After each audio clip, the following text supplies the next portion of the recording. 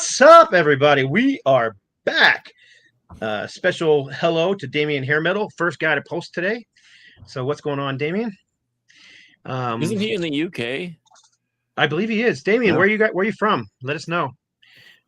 And yes, Springfield mentioned Rush. Yep, that's one of the things we're going to talk about a little bit today. But first, we're going to get into our normal shout outs and our kindergarten show and tell kind of stuff that we like to do. And George G's Room of Rock, what's going on?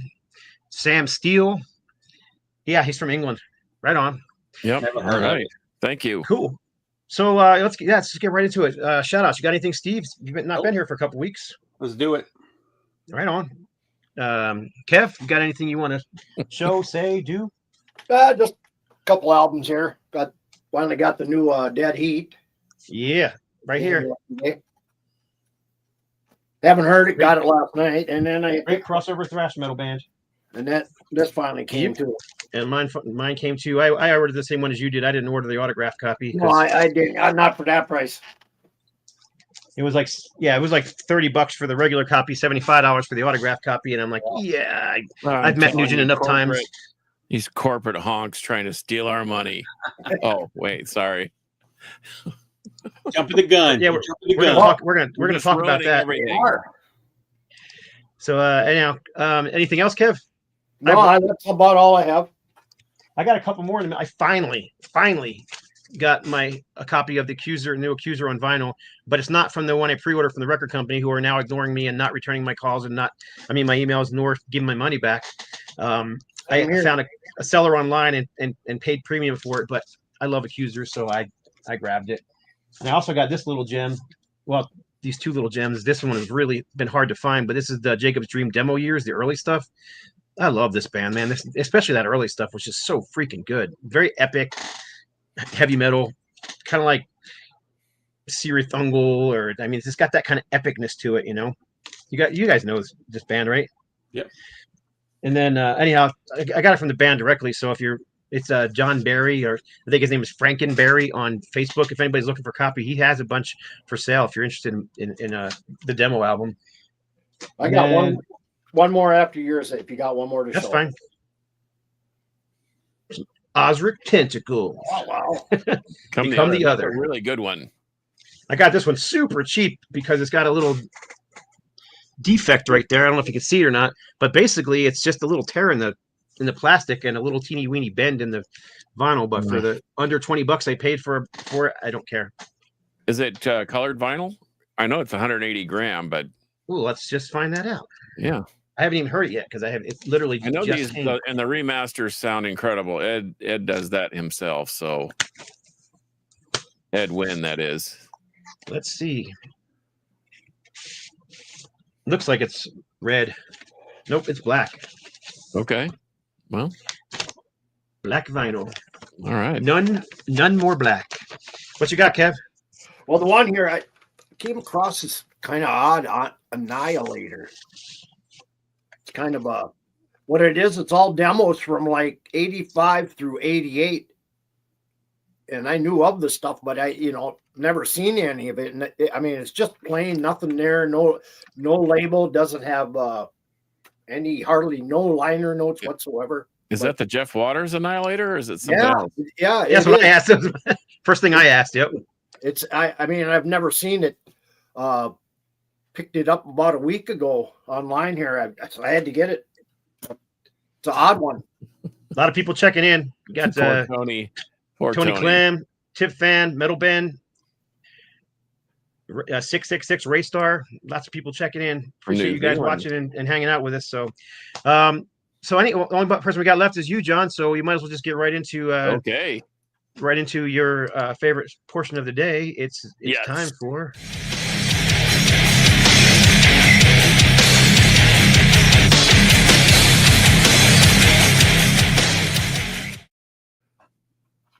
All right, pick of the week. So I've been renovating my record room, and shout out to I missed it. Say it again. I said I've been renovating. I know, but you said say pick of the week. Pick of the week. There you go. So I've been renovating my record room and consolidating equipment. So shout out to County Line for helping me do that. And we traded for some really, really, I think it's beneficial for both parties. But as I've been doing it, I've been listening to music, and I've sort of, I pulled out the Frank Marino box set, the one that was most recent, I think what was 3 years ago. And of all those live shows from Cleveland. And I've been on a Frank Marino bender here. So my rock pick of the week is Mahogany Rush #4, and this has got some really just some wild stuff on it. It's got rock, and Moonwalk has got this jazzy breakdown that I've played on my Carcass John's Alter Ego show, because it could be anything. But anyway, great record. I think everyone needs the first. I don't know. I think everybody needs to own just whatever Frank Marino put out. I don't think he ever put out a really bad record. Have a bad release. No, he did not. He did not put out a bad record. In fact, I listened to Juggernaut. I listened to what's the one with the dragster on the front, where they're working on the dragster. I can't remember what that was, but anyway. But this one is my favorite, so I pulled this one out, and yes, it's signed by Frank Marino, and I've had the good fortune to see him several times. That's the one where he started to get his own sound. Prior to that, he was still doing the Jimi Hendrix thing, and that's a lot of Hendrix worship, some of those Maxim and Vavoom and all those. But man, I love 4. It's iconic. Is Dragonfly on that album? Dragonfly's on that record, yes. Yeah. So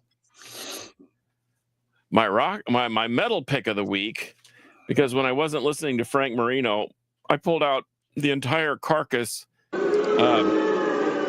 What? No, just kidding.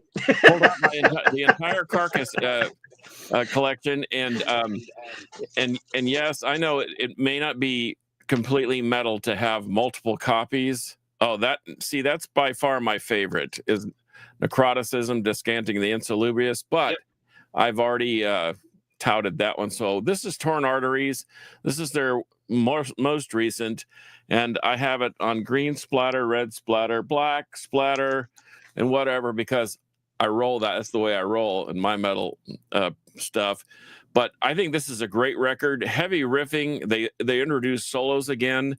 There's a lot of trade-off soloing. Bill Steer, who I met on the Headbangers boat last Halloween, is really great. Great guy and just a really good player. But anyway, I really have grown to really dig this record, and I think everybody should have it in their collection. All colors of vinyl, by the way, and as a tribute to one of our listeners out there. You got a request. You got a question here about the box set. I've brought because as much as I hate to pander to the corporate bosses, I bought the 7-piece set of Carcass Torn Arteries, and look, it includes a fork, a knife, a spoon, a plate with the Torn Arteries logo. Also there is let's see, I can't remember there what's all in here. There's a vinyl, a CD copy. I gave into the corporate greed too. Look at that. Yeah. Oh gosh, that is corporate greed. But anyway, there's the vinyl, there's a CD, there's a book, and then a place setting. And I bought a second one. I know, perished the thought, right? Because I thought actually that I was going to have that for my wedding. We thought that would be cool, but we left them boxed up and in their shrink wrap. But those are my picks of the week. Carcass. Okay, before we end, you got a question about Frank Marino right there. Oh, is Frank from Australia? No, Frank is Canadian. Yep, Frank is Canadian. That's correct. Yep, and we love him for it. You're getting lots of comments. People liking your Carcass stuff there, and Exodus. Right on. So those are my picks of the week: Frank Marino, Mahogany Rush 4, and Carcass Torn Arteries.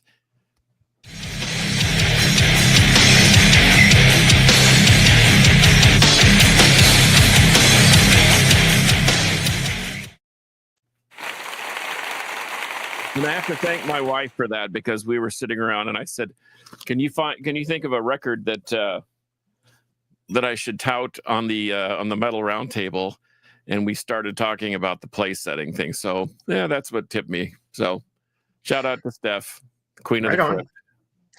Well, let's get into our topics today. We're not really showing vinyl or CDs or anything today. We're just going to talk topics. But first, let's talk about the unexpected announcement from Rush that was announced yesterday. Let me answer one question that 666 Raystar said. Have I heard of Black Star? Yes, I have. Members of Carcass, more of a rock and roll feel. Along the line of Carcass Country and some of the other side projects, but I like Black Star. It's different. Oh, look who we have here. Shannon Fry for the mighty Avenger of Blood. Of course. But I love saying that. I don't know why. Right on. Well, what do you guys think of the Rush reunion announcement? Obviously without Neil Peart or Pert, whatever you're supposed to say it. Steve doesn't care. I mean, people seem like they're all in uproar about it. How can they do a tour without Neil Peart? That's what I keep seeing all over online. And I'm like, I don't know. They did their first tour without Neil Peart. Yeah, and they did a bunch of tours without Neil Peart.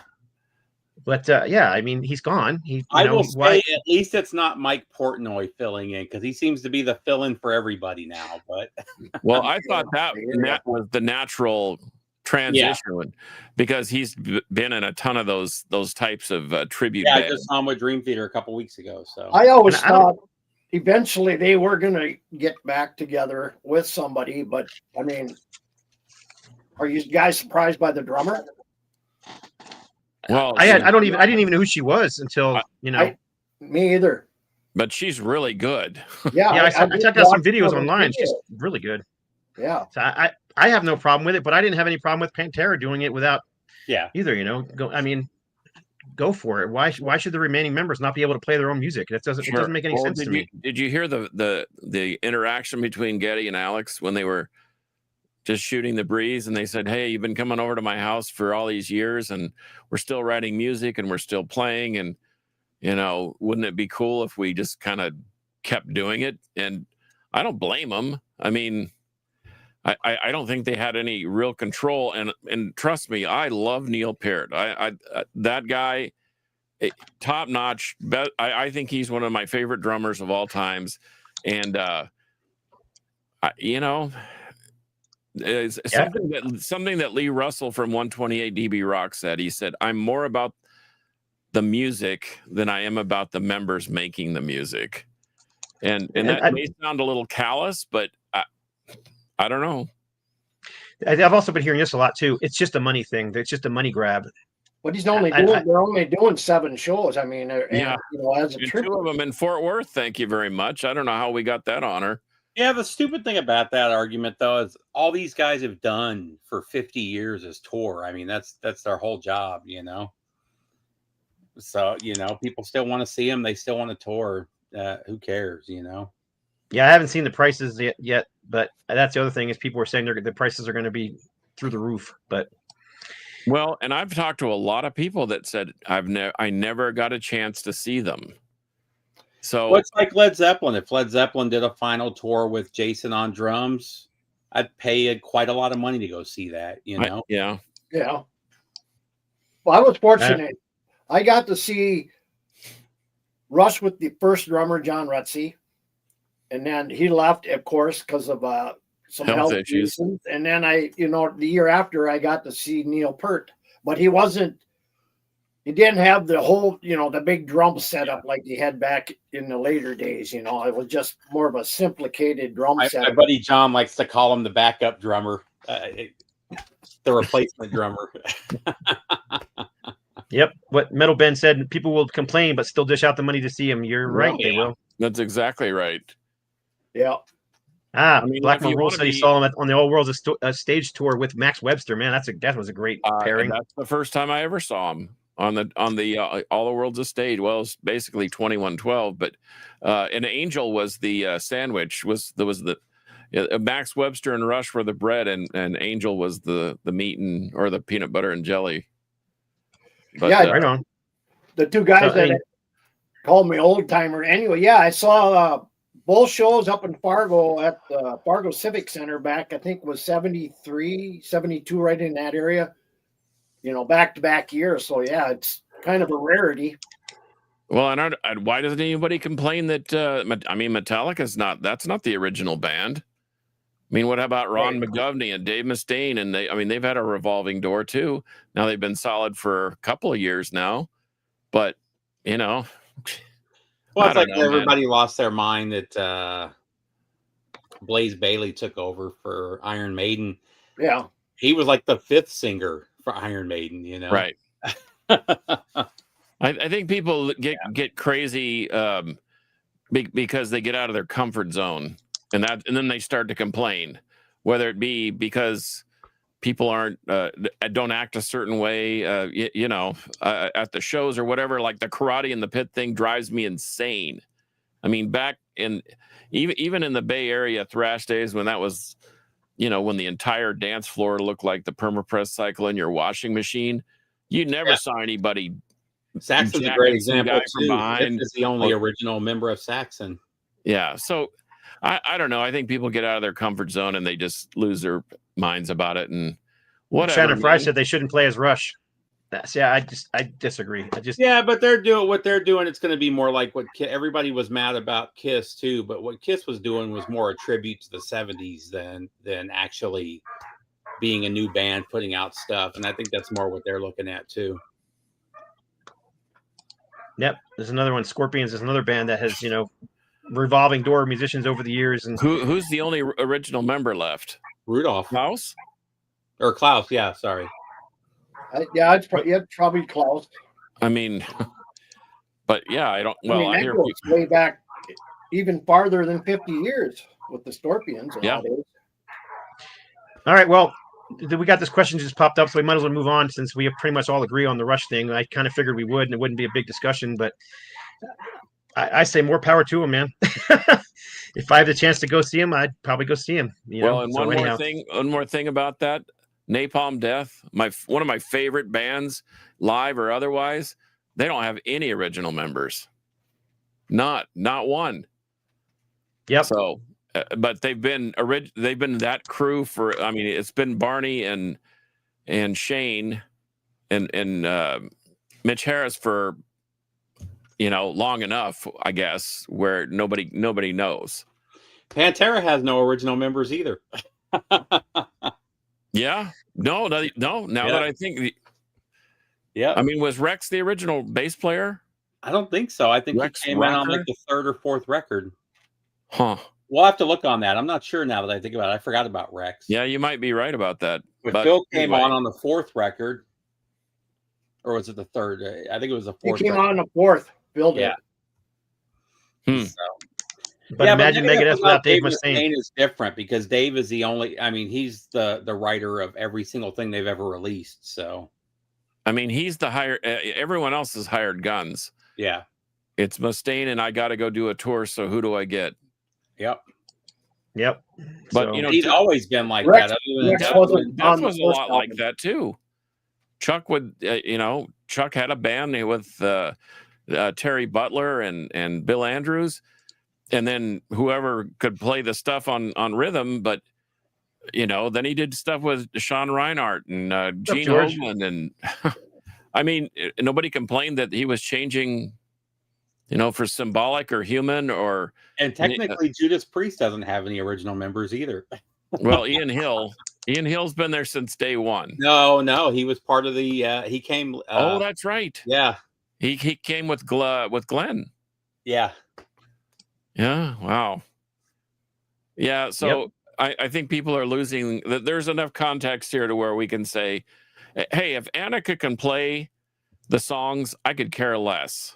I mean, except this era of Accept is some of the best stuff Accept has put out since the early '80s, and they've only got one. What's the guitar player's name? I'm drawing a blank right now. Wolf Hoffman.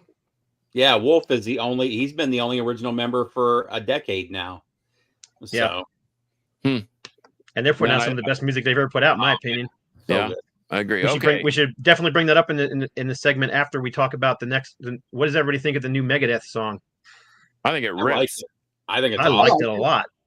I thought it was One thing I like fantastic. about Megadeth is you could plug this into one of the 90s albums and it would still fit. His writing style is the same as it was in the 80s and 90s. It's still straight up old school thrash. Yeah, I agree. His delivery is still the same that it's been for 20 years. And that's what I like. I mean, other than what's the one with Risk. Other than Risk, I don't think they've put out a bad album. Well, so here's a comment for Shannon. What do you guys think of that? Accept has blown for the last 3 albums. I think the last 2 are not as strong as prior 3 though. When they got Mark in the band, I think those first 3 albums are phenomenal albums. I like the last couple. That one behind you, Blind Rage. I think that was one of my favorite albums the year that came out. I played that nonstop. I still pull that out from time to time. George said some of them. George said the new Megadeth track is tight. Sounds like from Rust in Peace, and that's kind of what I heard too. Was that kind of? No, it sounds like late 80s. I thought it was really good. And so far we've had nobody say anything else in that. But everybody is agreeing with us on the Accept, and Udo's been putting out great music in my opinion. Yeah. But we've only had one person who said differently. That's our buddy Shannon, who's not afraid to let his opinion be known. Which is not nothing wrong with that. But I like him. So, but then again, people say I'm an idiot because I think the new Dark Angel is not the trash everybody keeps saying it is, but. Whatever. I haven't listened to it yet. The only reason I listened to the Megadeth today is because I knew we were going to talk about it. Usually, I won't listen to it till I get the album. That's kind of the way I am too. But I got for the Dark Angel in particular, I got the MP3 version from the label because you got it for free when you bought the album. Yeah. So I was like, I'll give it a listen through once. And Ron, of course, you guys know Ron is a very close friend of mine, and he was like, "What do you think of it?" So I had to listen to it at least once, so I knew what I was talking about. So, but I listened to it on my crappy phone speaker, so the sound quality is pretty bad. But I really want to hear it on my turntable through my system, so that's kind of what I'm waiting for. I didn't mind it when I heard it. I thought it was an okay album. I mean, it's not 30 years ago or whatever, but. Well, I listened to it purposefully on the new AdCom system in the record room, and it has Bluetooth capability, and yes, I streamed the song off my phone, and it was a crusher. I thought it was. I stopped what I was doing and turned and just listened because it wasn't just background noise at that point. I mean, from the very first riff. I'm the last person to add about Dark Angel because I think their first record before any of those guys were in the band, another band with no original members.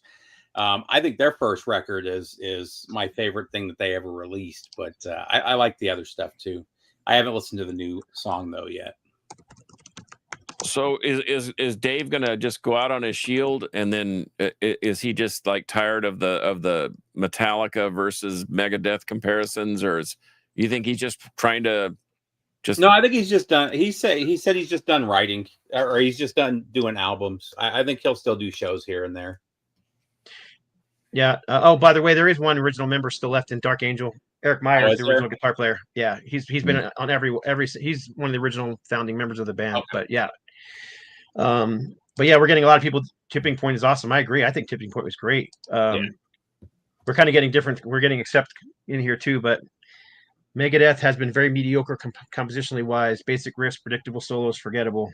But DEFCON 66 is the same guy that said we all agree that Slipknot sucks, and I, of course, have to agree with that. So, you know what though, the problem with bands stretching their legs a little too far is that they wind up being Metallica, and they just end up being too long and boring and whatever. And I don't mind the tight structure and the thrashy riffs of the Megadeth. I can't wait to hear the whole record, the whole Megadeth record. Yeah, same here. Plus, it sonically sounds be a good album. Metal Ben said he likes the new Dark Angel. That he's actually only the first person I think outside of me and you guys that have actually said anything good about it. I haven't, like I said, I haven't heard it yet, so I have no. Dark Angel has always been an acquired sound. Well, Yeah, yeah, they went more progressive. You know, I mean, that's right around the time Gene went from that to Death, or did he do Death first? So I mean, they were everything he was doing was really progressive at that point, and then he went to Devin Townsend, which was super progressive too. So yeah. I mean, we can just continue this conversation because basically we're now talking about legacy bands like Accept and Megadeth, and there was a video that we all watched from a VC guy, and please understand we're not putting down this VC guy. He's more than welcome to his opinion, and I respect him for his opinion. But basically, he was putting down, saying that these legacy bands and the mass marketing for all these big legacy bands, Megadeth, Testament, Metallica, Halloween, were some of the bands that he listed, are based. What this he said they're ruining metal. That's what he said. And you guys, by buying their garbage, are ruining metal. And he said a lot more than that, but that's basically the premise. So we're kind of wanting to talk about the legacy bands and the new music, and not just the music, but also how they're marketing this stuff these days. it's hard to say that the guys that created metal are ruining metal, but I mean, Halloween helped create power metal. Power metal, yeah. You know, Metallica was instrumental in the and Dave Mustaine instrumental in thrash metal. I think that the Metallica gets so much goodwill from the first 3 albums. Oh yeah. That they could, and they literally bought into the fact that they could do anything they want and it'll sell. And I harken back, and I wish I still had that hype sticker. I've been filing stuff away, but the little cut sheet for Saint Anger said it was the heaviest, fastest Metallica since Kill 'Em All. Now just let that sink in. That's how it was. That? That's how Saint Anger was marketed by the record company. And I thought, okay, now that's corporate schlock right there. So this fellow overseas that was disparaging about the corporate idea behind. I would then at that point I would totally agree, because I felt But felt of the jerked bands off he by it. listed, you know, he showed Testament, Accept, Dark Angel. I mean, these aren't corporate bands that make millions of dollars. These records are going to sell a few thousand, maybe 10, 15,000 copies at the most. And in my opinion, they're not really on a corporate label. They're just on, in my opinion, bigger metal labels. You know, they're totally Well, not just that. Most bands these days, the labels don't pay for the records like they used to. The bands record the records themselves, they write them themselves, and then the label releases it for them. You know, it's not like the old days where they were getting big. Metallica still gets that, but most even the big, like we were talking about this before, Overkill was one of the big thrash bands in the 80s, and I think their last album sold like 3,000 copies the first week. You know, I mean that's nothing. I mean they were going gold back in the day. You know? Well, I remember a time when Death was released Scream Bloody Gore, and then what is it? Spiritual Healing and Leprosy, and they all of a sudden that Death themselves were outselling every other band combined in their genre at one point in time. So these weren't big. You're right; these were not big numbers. But then you have the enigma like Insect Warfare. Earache did 10 pressings of 1,000 of World Termination. And who ever would have thought that Insect Warfare would sell 10,000 units of anything? But that's just because they had somebody that was willing to walk the plank financially with hopes that they could sell, that people would buy into it. But that didn't come without heavy touring and you know, doing interviews and a lot of posting flyers on posts and handing out. I mean, man, when I used to road trip to California, especially in the Bay Area, I'd have a pocket full. It looked like a second wallet of flyers of bands were like, come, please see, you know, please come see us. We're playing tomorrow night at this, whatever, at the Stone, the Omni, the whatever. And bands to us, you know, and Scott and I were talking about this about Creeper, who's about to drop a record there on Halloween at the end of the month. and he was just shaking his head going, man, these guys are just always out promoting themselves and promoting their record. And the thing is because they want to succeed, they want people to hear the music, and that looks really cool. By the way, Scott and I sort of collaborated on making that look even better than it did when we first got it, so that really did turn out nice. But yeah, George, I do get the 20 variants thing, but if you look at those, a lot of them are like you mentioned, they're variants for indie stores, and they're doing like 150 of them, 250 of them. I mean, that's the market wants that. The fans want that, you know. It just piques interest. When I was working actively, I would buy a lot of the variants. In fact, Haunt is one band where I'd buy all the variants because of one of my favorite bands. And I don't do that with every band. You know, it's just, I think he's just singling out too many bands like that. You know, I mean, yeah, the colors are nice, but nowadays I'll only take one color, and if it's black, it'll be black, you know. Did you see what Brandon Baddock said from the Disturbing the Priest podcast? We had him on last week. The best thing Metallica ever put out was Megadeth. Yeah. I was talking about this with somebody the other night. Who was it? Anthrax guitar player. Man, I can't get no names out.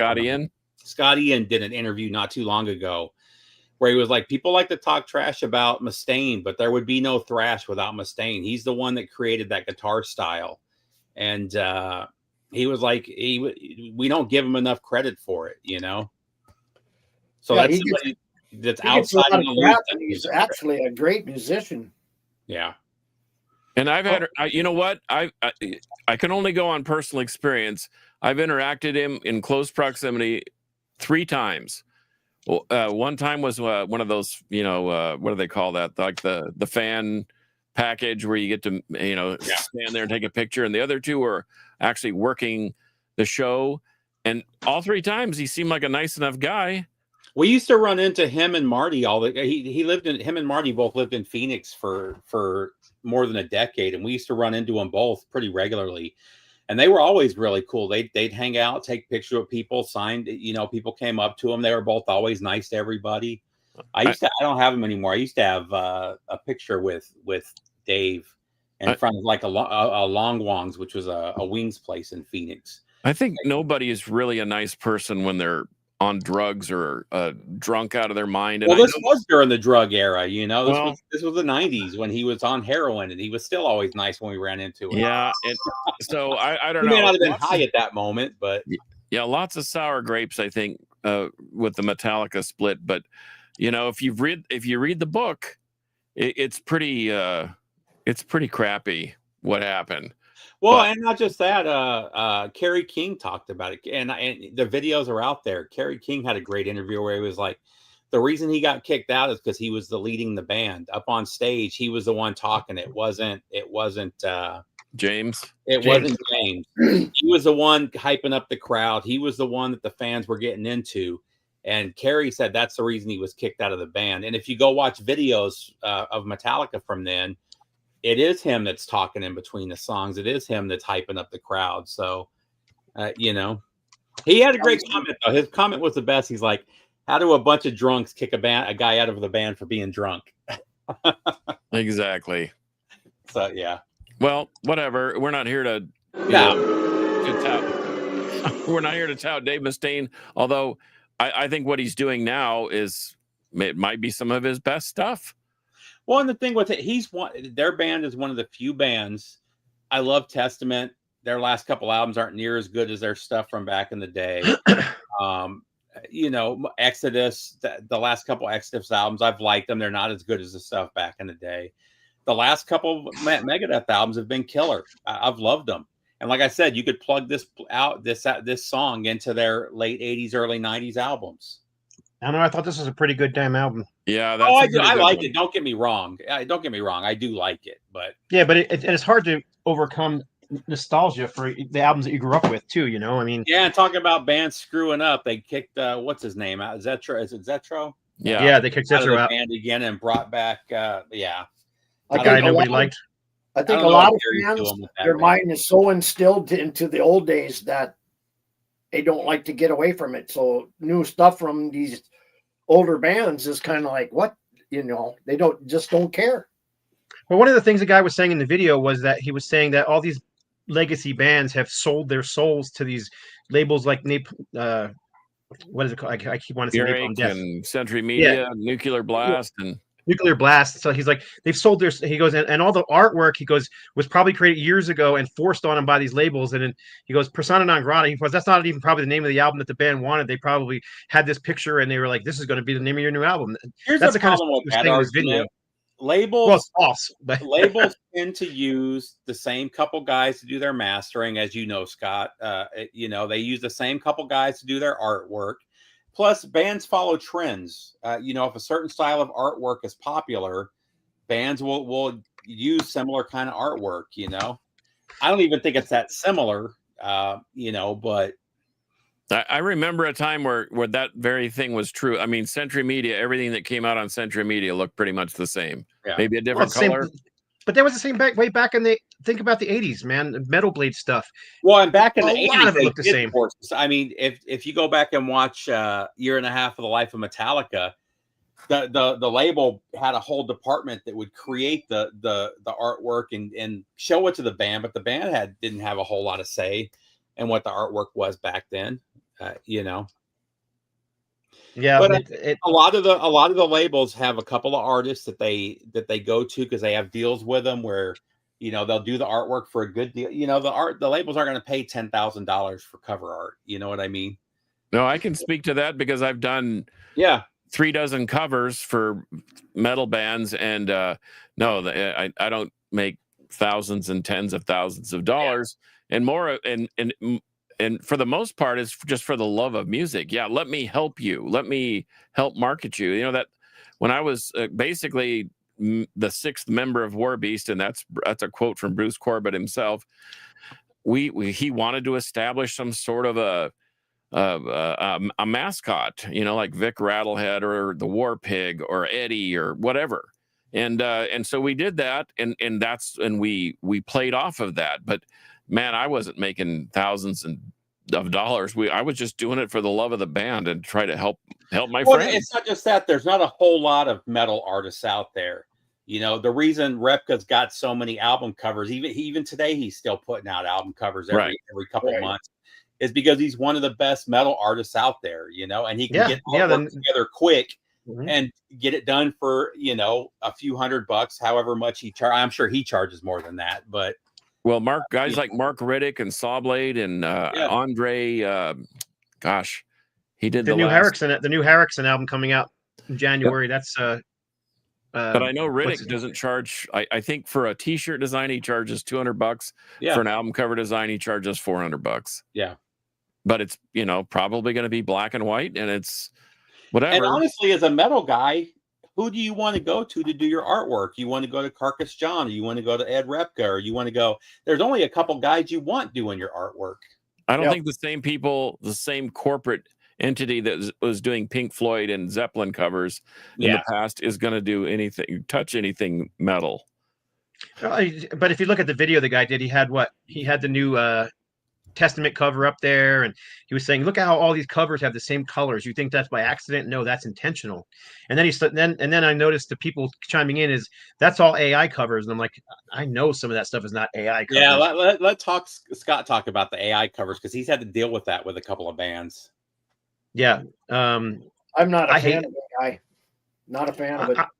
I'm not a fan of AI either, but you're going to have to deal with it, like it or not. That's just the way it is. I mean, it's not going away. It is what it is. So you can either use it to your advantage or you can ignore it.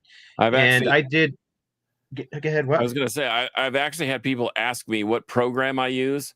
And when I tell them Carcass John's right hand, they go fondling on their phone looking for Microsoft to try and. I said, no, I actually draw things with a pencil out on paper, and then I do an overlay. When I was tattooing for a while, it changed the way I drew. I would sketch something out, and then I would do fine lines with an overlay. And then whether I shade or use pixels or whatever, I mean, it just depended on what I was doing. But there is no substitute for hand drawing. I mean, and yes, can you just? But there are limitations to AI. In fact, that creeper cover, we ran into some limitations with it, and I've worked with Matt on several other. We've collaborated on some things, and there are some things that I had to draw first for him to take in and then expand upon it. So it's, AI isn't the end all, but and it may eventually be. I don't know, but that's why I still hoard erasers and paper and pencil leads and Well, mechanical even if you're doing pencils. digital artwork and you're using Photoshop and you're using paintbrushes in Photoshop, which is the way I create things in Photoshop, because I've been using Photoshop for since it's been a program. Like this is an example. So this is a Fear Not cover. All that background that you see back there, the smoke, the desolate buildings, the ground, I created all that in Photoshop using paintbrushes in Photoshop. Every single thing you see on there is that, except for the guy in the front. So now how I usually do things is I'll use a model. I can't reach them, but I've got several albums I worked on up here where I've used my son or my daughter-in-law or my granddaughter as a model. Well, I couldn't find a model, and I couldn't find a picture that I was looking for of a muscular guy leaning down the ground like that. So I'm like, well, let's try the AI thing. So I went into AI and I said, create me a black and white photo of a guy, of a muscular guy down on his knees. And it created me a bunch of crap that I didn't want. But I finally got to this guy in black and white. And then I took him in, brought him into Photoshop and used all the paintbrushes and colored it all in. So you see all the little yellow highlights from this here, all the blue highlights on the other side. I had to go in and put all that in, and I painted all that in. So you can use AI to your advantage if you want it. What's the difference between using AI to create a fake picture of a guy, muscle builder guy, or using a real picture of a muscle builder guy to use it? There's not. My problem with AI is a lot of these bands are going in and they're creating their entire album cover in AI. Yeah. And it's garbage. You got 3-fingered people. You've got another band. I'm not going to mention them because I don't want to put them down at all. Another band I work with used AI to create a skeleton-looking creature, and the skeleton creature had a row of teeth here, another row of teeth here, and another row of teeth here. Was that on Iron? Did you say Iron Jaw? No, I said I wasn't saying the name of the band because I didn't want to embarrass them. Oh, sorry. So no big deal. Fraser mentioned Gamacide. I'm going to see Gamacide. They're going to be here on Monday, I believe, here in Atlanta. Man, but yeah, there's some really you can tell when a cover is all AI. Well, and I don't have so much problem with the AI art, but when the music becomes AI, then I have a problem with I have a problem with it when the art is all AI. But I also have a problem. But you also I read that Motley Crue's last album was mostly created using AI. The songwriting was the album. The video was created using AI. And it looks terrible. And you can see it's flooded. YouTube is flooded with AI music. You can usually see it and tell which one is good and which isn't good. And the new Dark Angel album cover is not AI. Everybody keeps saying that. That's bullshit. It's not true. An artist was hired and an artist created it. So yeah, say what you want. It wasn't created in AI. The band never claimed that. It's just fans claiming that because they wanted an old painting that looked like their 80s stuff, and that's not what they got. I do like that new Megadeth album cover though, where it's just a white background with what's his name on the front? Yeah. Oh, but just don't forget, because Scott will tell you, you can get the black background too. Mm-hmm. And that was one of the points that the guy was making in his second part of his video was, look at all these different variants of things and people are going to buy it. You guys are ruining metal. I said, I don't understand how you're ruining metal by buying things that you like. And then he kind of claims, well, you don't really like it. You're just buying it because it is who it is. Who cares why I'm buying it? As long as I'm buying it and listening to it, what's the difference? Or else you bought the album and then Brother Lee told a friend, and then the following week you went and bought the cassette. So, I mean, what's the big deal? You're supporting the band. I don't have a problem with it. In fact, I want choices. I dig the colored variants. I like the idea that I can get an alternate cover, whether the background's black or white. I'll probably buy them both. And, because that's my choice. You're right. It depends on the band for me. I'm sure it's the same for all of us. Your favorite bands, if if it's one of your favorite bands and you're like, here's 2 different album covers for the same album, well, I'm gonna buy. If it's an Aerosmith record, I'm gonna buy it because I'm an Aerosmith fanatic. You know what I mean? Why is that wrong? Why is that bad? What is so wrong about that? I don't know. I don't think there's anything wrong with it, honestly. So was there anything in those videos that you guys watched that you agreed with? I think in principle, I agree when, like I said, when they were touting Saint Anger as the fastest, heaviest Metallica ever released, as heavy, nothing's been this heavy or fast since, Kill 'Em All. Now that's just a bald-faced lie. That's false advertising. Well, with Metallica, you are talking about a corporate entity. Not only is Metallica a corporate entity, their label is too. Whereas, and I realized these other bands that he mentioned, none of them are corporate bands. Not a single one of them, actually, that he mentioned. Hey, well, because he actually won't mention Testament. I mean, as being one of them. Well, they, because they're on Nuclear Blast or. But what makes you a corporate band? The fact that you're on a label, that they're paying you stuff I see. That's what I don't understand, and I think he's wrong about a lot of that stuff because, for a fact, I know from working with, the labels that I work for, and then also working for labels like Century Media and Metal Blade, and you dealt with, didn't you deal with Nuclear Blast back in the day? Didn't they offer it? Wasn't that one of the labels that tried to sign you back in the day? No, it wasn't Nuclear Blast. It was what was Joe Satriani's label? Oh, Relativity. Relativity. We had and I still have the contract. We got a contract offer from Relativity, and those have never been. Even now, those aren't big labels. No, I mean Sony, CBS, big label. Yeah. Epic Records, big label. Capitol Records, big label. I mean, they feel like they're big labels because we know so many metal bands that they release records for, but they're not big. Most of those labels work out of they have a few employees now. It's not even in their heyday. They might have had 30 or 40 employees. They don't have that anymore. But look what Sony CBS did when they bought the Combat label. That Combat was one of my favorites. Yeah, and you could almost guarantee that whatever you bought on Combat Records was going to be a ripper. Sony CBS bought it out. They fired every band on there, including Exodus, including all those bands. And Devastation, and then they kept one band, Cyclone Temple. They did one more record, and then they punted them too. They just bought the competition. I mean, they want to get rid of the competition, and they want the catalog. I mean, that's why they buy those labels. MCA did the same thing. They formed Mechanic Records. They signed Wrathchild America, Violence, and somebody else, and then basically told Violence they needed to change how Sean sings and. Well, let's wear these silver tuxedos and top hats for a promo picture. What? All they do is scoop them up and spit them out. That's another show I can't wait for. Violence will be here in January, I think. I'm really looking forward to that show. But a lot of these bands nowadays, even bands that were the second wave, let's say thrash metal, a lot of those bands are on a lot of independent labels, and even some of them are back in them early days are a little bit bigger now, but even bands nowadays are putting out independent releases. I mean, so they're going their own route. Well, Metallica now, like as was pointed out in the comments, they own their own record label. They own their own pressing plant. They just do it themselves now, which is fine. It just cuts out the middleman, but does it make it any better? No, because they're making money, not music. It's like this. This is a self-release by the band. I mean, no label. Well, and a lot of we've had Corey and Johnny from Seether on here, and that's a huge band that's on a major label.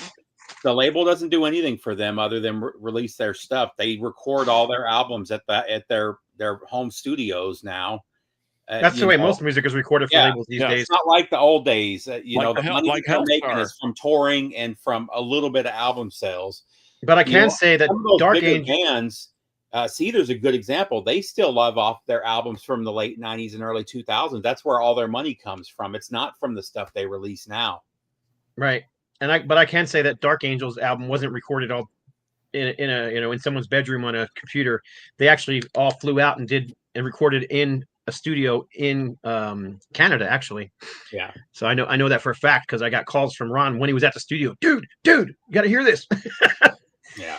And So I I mean, think the whole metal land, especially the metal labels, has completely changed. There's nothing corporate about any of it. No, and the way most of the labels that I know work now, I mean, other than the big, big labels, I'm not talking Atlantic here. I'm talking Metal Blade and Century Media, and even the smaller labels.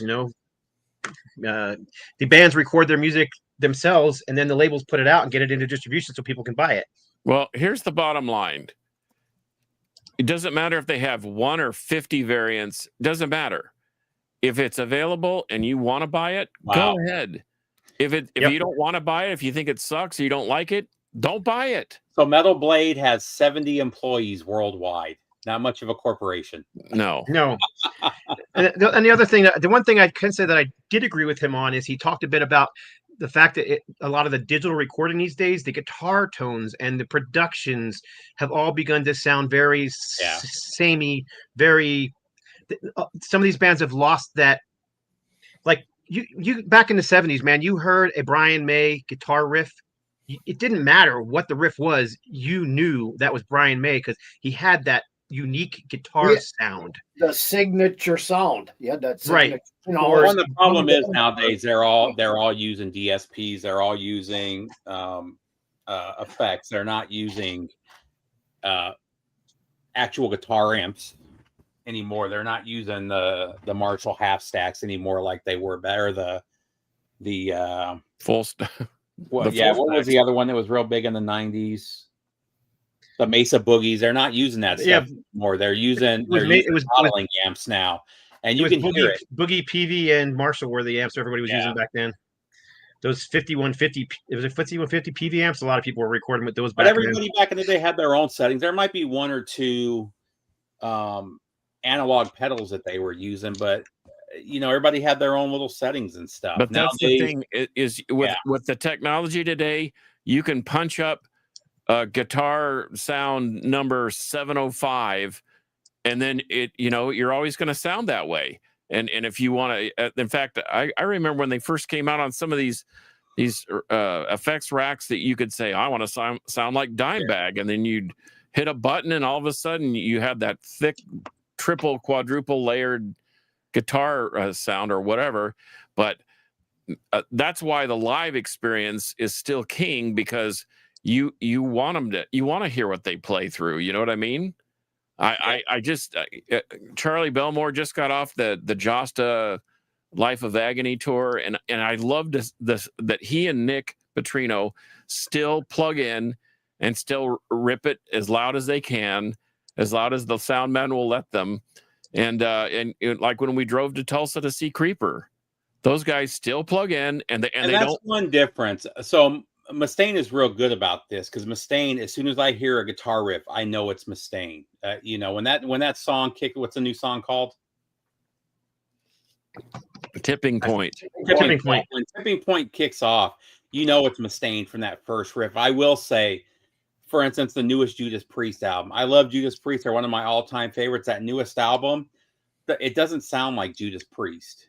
It does when Rob kicks in, but their guitar tone, you used to know it was them right away just from the guitar tone. And that's not there anymore. But think about the plethora, just the glut of bands that are now playing. Yeah.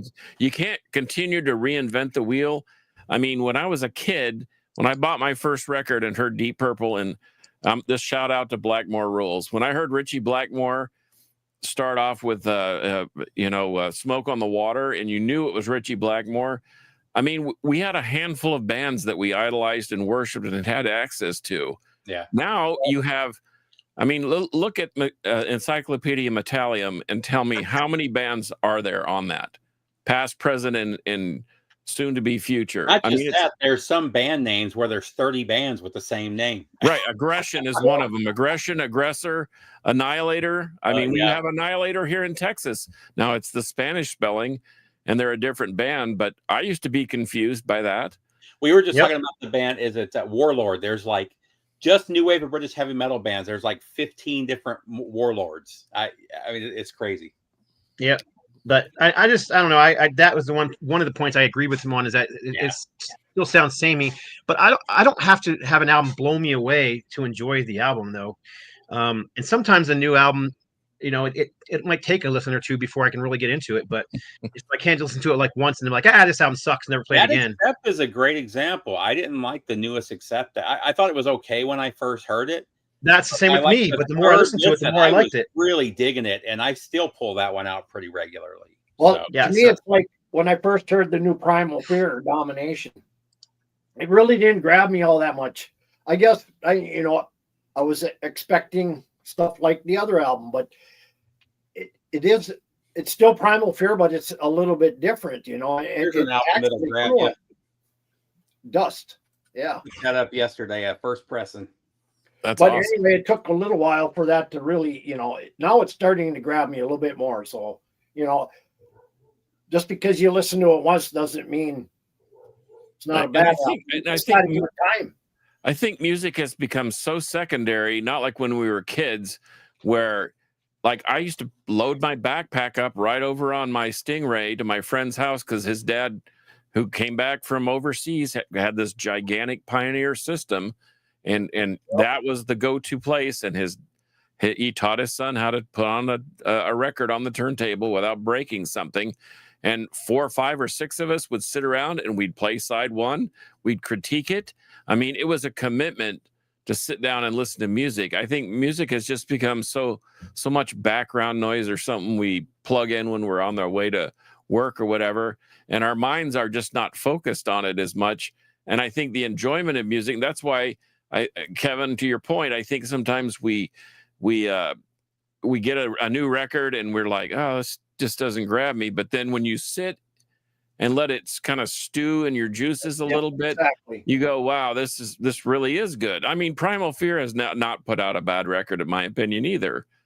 Some are better than others, but the other issue is especially like us and probably half the people listening to us right now, we buy and listen to a lot of music.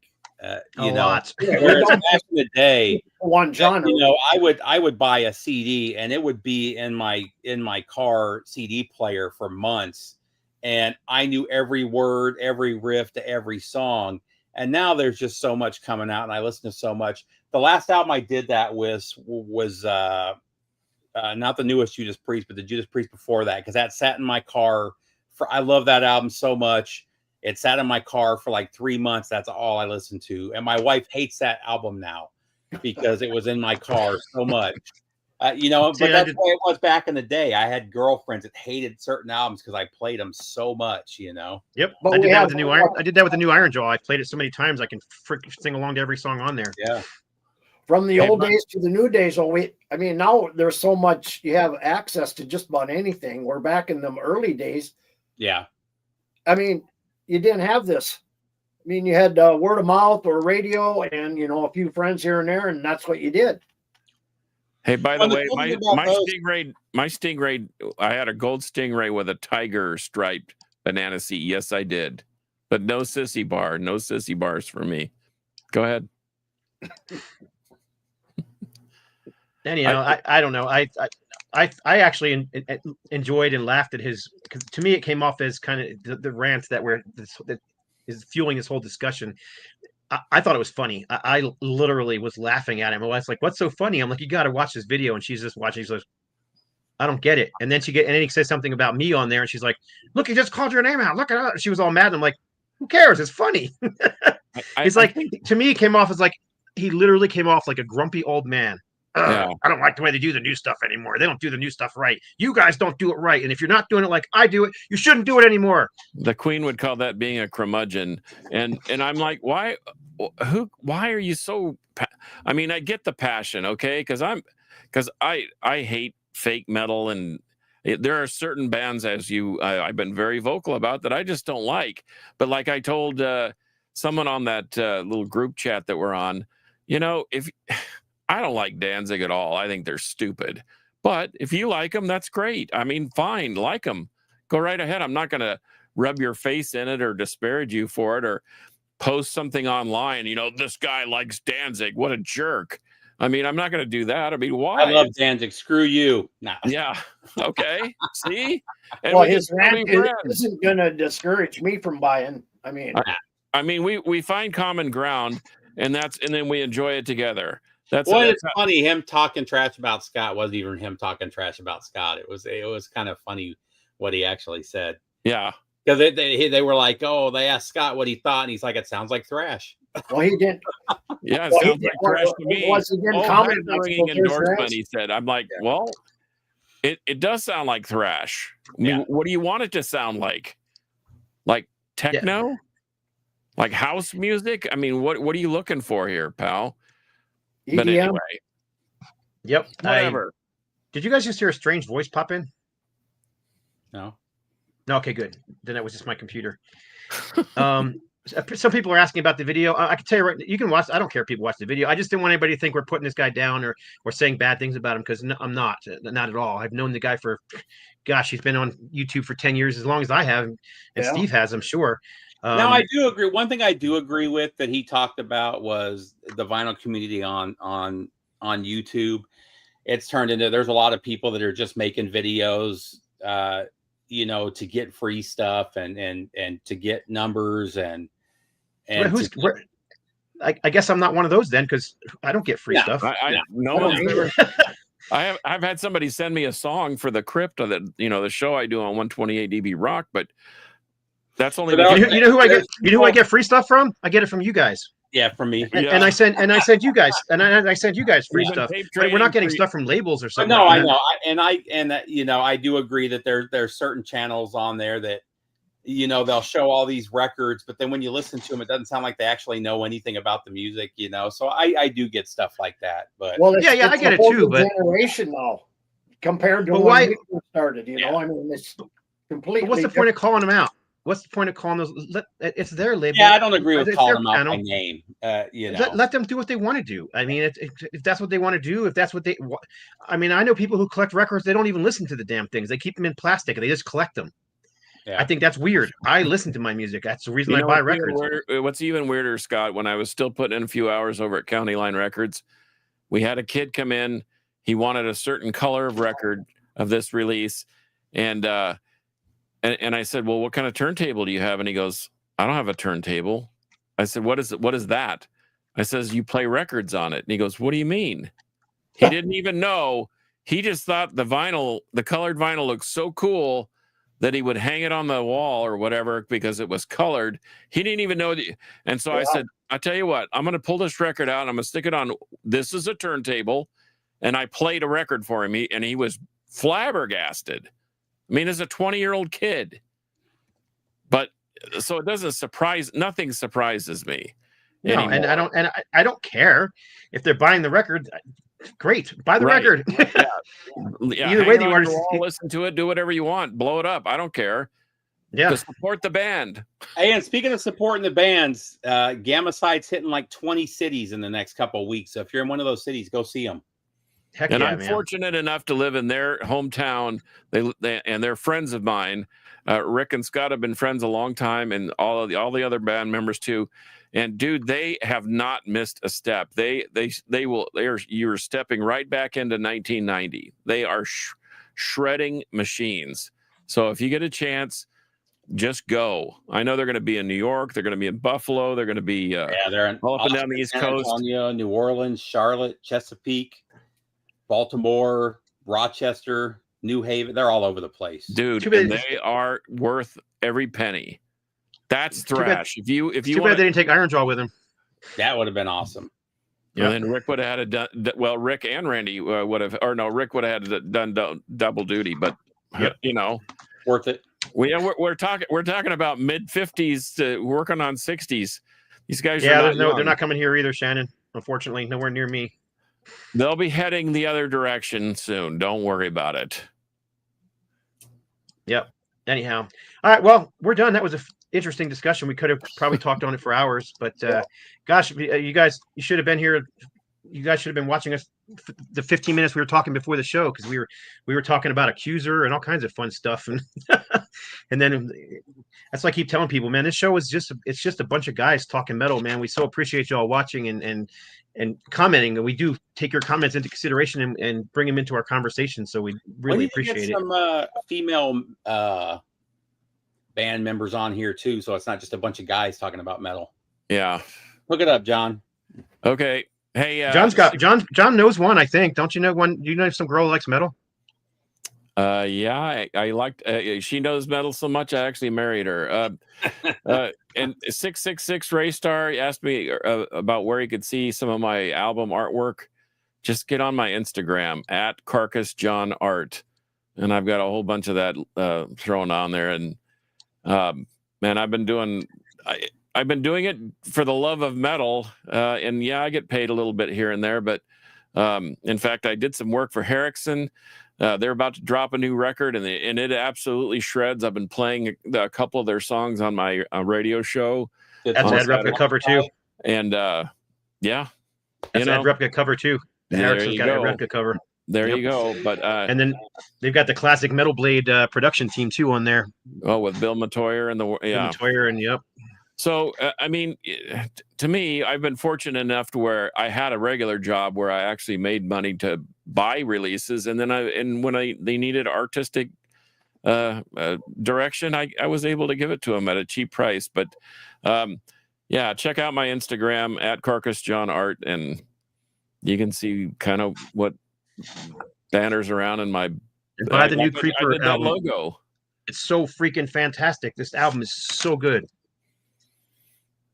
Yeah, it'll fit right in my collection. So, yeah, it's fantastic.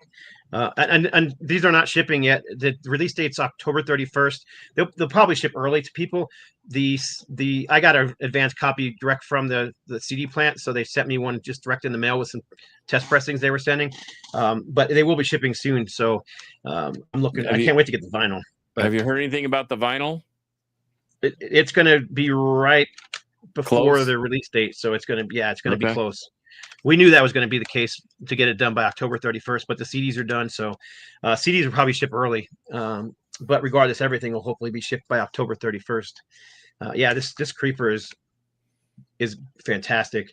I don't know if I like it better than the new Iron Jaw or not. I struggle. I love both those albums, but they're so different in style. You know, Iron Jaw is just old school heavy metal, Judas Priest inspired stuff. Creeper is kind of a mixture of thrash and some Pantera groove. Oh yeah. I love that album.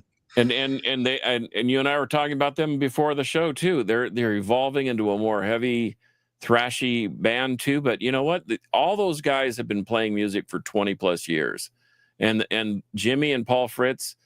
I mean, the fact that they're brothers, they sit in a room and they battle back and forth. It just really, man, they've got all the parts in place. That thing is really good. And it may not be your cup of tea, but production-wise, sound-wise, songwriting-wise, you will not be disappointed if you see Creeper live or buy the CD. It's just really good. I know we got to go, and I just want you guys to give me a quick answer to this. I've been meaning to ask it the whole show. We just haven't been able to break through. But this is Bringer of Blood by 6 Feet Under. What are your thoughts? Do you like it? Dislike it? I don't remember it. I hadn't played it in forever. I pulled it out because I was listening to the first 2 albums, which I think are still their best. My albums. favorite's the one with what's the one with the Warpath. 6 on the cover? Warpath, that's my favorite album of theirs by far. This here was a return to that sound, which is what I liked so much. Which is why I liked it so much. So anyhow, I was just curious if any of you guys liked it. I know everybody seems to hate 6 Feet Under. Well, I shouldn't say that. People either love them or hate them. There doesn't seem to be any middle ground with that band. So yeah, like Barnes has one of those vocal styles. You either like it or you don't. You know. Yeah, he likes to do that pig squeal thing, and there you go, right there. 666 Raystar. Terrible. I don't think it's a terrible album. I had to revisit it. It's been a long time, but I gave it a spin, and I listened to the first 2 albums. I listened to the 2. My favorite stuff from them is the covers albums because they pick the most off the wall songs that you wouldn't expect. Oh yeah, I love the Graveyard Classics albums. Yeah. Matter of fact, the Graveyard Classics. I don't know if I should let this cat out of the bag, but it's coming out on vinyl with an exclusive bonus track of a Judas Priest song, nice. Ripper, I believe. I don't know, and this is where I'm saying I don't know if I'm letting the cat. I don't know if it's going to be a Record Store Day release or not, but it might be a Record Store Day release. It might not. So we'll see. Either way, I know it's coming out on vinyl because I've been working on that one, and I know there's a Judas Priest cover of Grinder on there, which is fantastic. Well, And they've done what, 3 of those, 4 of those? They have 3 of three.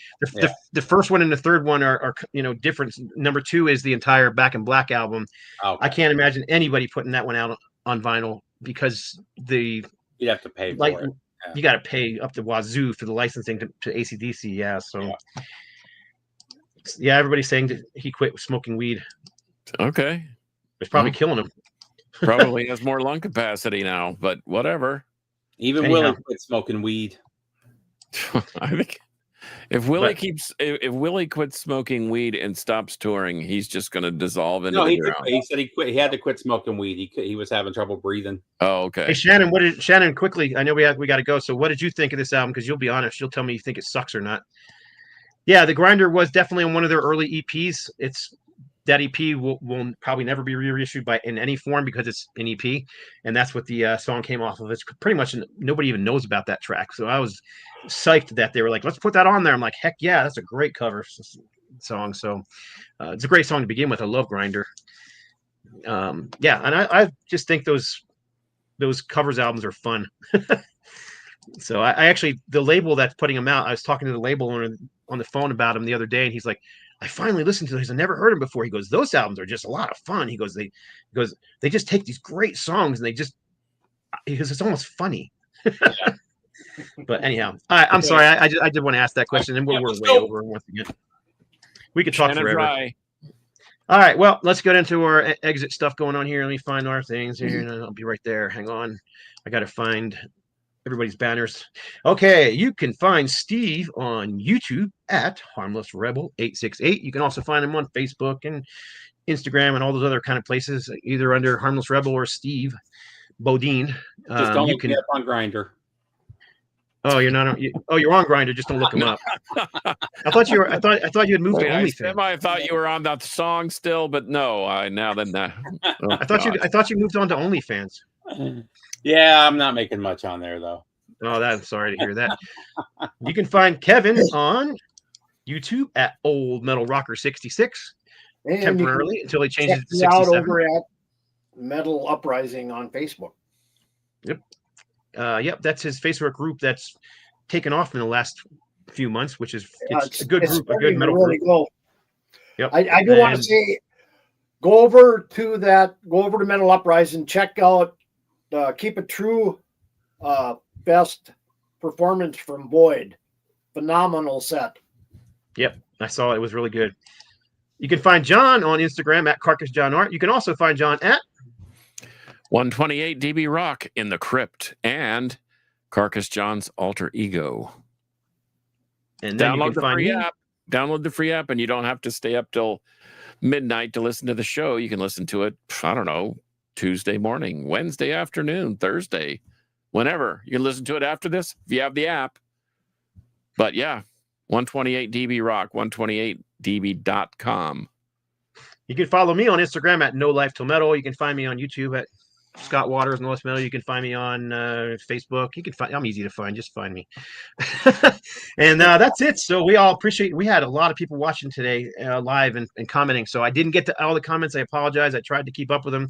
A couple of people used language that I didn't think would be appropriate, so I left those off. And it wasn't even the cuss words; it was the calling things GAY that I left off. So I didn't want YouTube to take our videos down. So that's a trigger word on YouTube. So I didn't put that. That's why I didn't put those comments up. So sorry about that. But in any case, so anyhow, we always do it. So for episode number 283 of the Metal Roundtable, Metal will prevail.